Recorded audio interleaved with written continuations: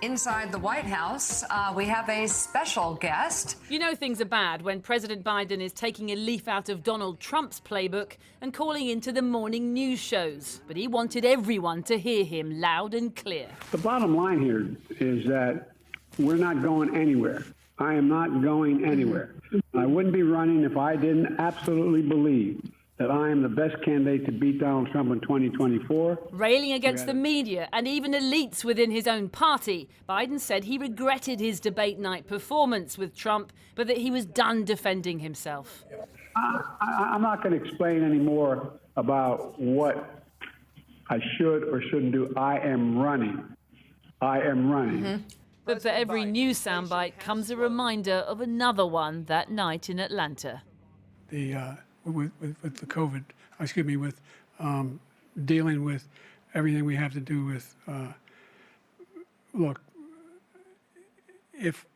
the muddled mumblings that have lodged themselves indelibly into the Democratic psyche and thrown his presidential candidacy into utter disarray.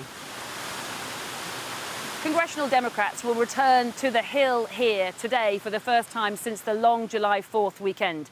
And when they do, they'll find a letter on their desks from the president telling them that he has no plans to go anywhere, that it's time for the drama to be over, and that they must now focus on the real opponent in this country, which he says is Donald Trump.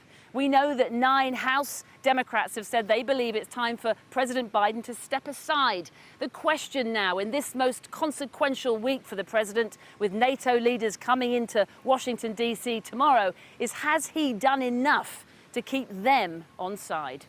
In the letter, President Biden said, "I am firmly committed to staying in this race, to running this race to the end." The question of how to move forward has been well aired for over a week now, and it's time for it to end. We have one job, and that is to beat Donald Trump. Democrats agree with that sentiment. The problem for Biden is they're no longer sure that he can. Hence, they're carefully choosing their words. So obviously, Joe Biden is going to need to consider, for his own sake and his own legacy, can he beat Donald Trump? He's the best to beat Donald Trump. But also the profound impact this decision, maybe the most important of his presidency, will have on the House, on the Senate, on the future of the country.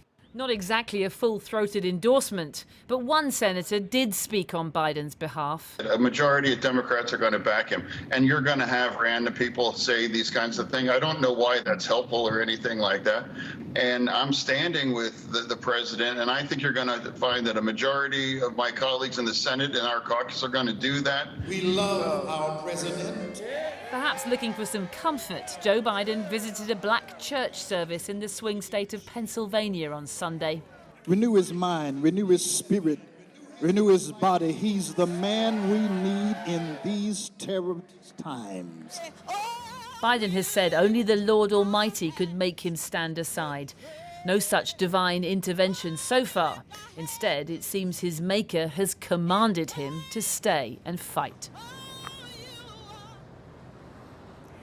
Well, this is a make or break week for Joe Biden. He clearly is trying to get on the front foot today with that letter to the Democrats and his appearance on the Morning Joe talk show. But yet again, rather than deliver a clear, unscripted performance, viewers listening carefully might have heard what sounded like pages turning in the background as the president tried, sometimes in a disjointed way, to stick to all his talking points. But it was fiery, and it might just see off a wider rebellion. I think it is still too early to say. The next big challenge for him will come this week when 30-odd leaders descend on Washington, D.C. for a summit to commemorate 75 years of NATO. Joe Biden will want the focus to be on Ukraine and his efforts to show leadership within the alliance, but I think instead the focus will be on Joe Biden and not necessarily what he says, but the way he says it.